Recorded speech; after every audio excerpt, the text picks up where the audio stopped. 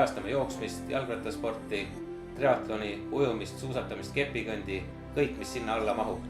Kui teiste ajakirjade puhul taas juhtub ka seda, et lihtsalt lehitsen läbi, siis jooksuajakirja jaoks kulub ikka mitu tundi. Ajakiri Jooksja on minu arust Eesti sisukaim vastupidav spordialade kajastaja.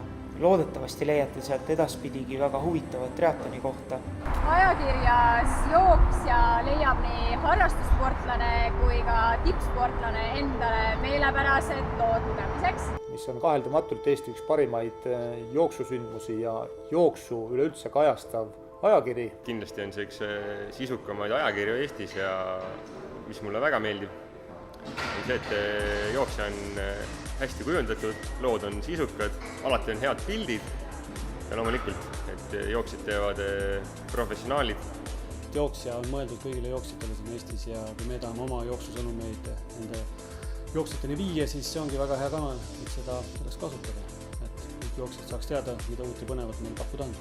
Lugedes ja tellides ajakirja Jooksja, oled sa üks nendest, kes toetavad sporti, sportlikku eluviisi ja koos sellega ka jätkusuutlikku ja tervet Eestimaa tulevikku.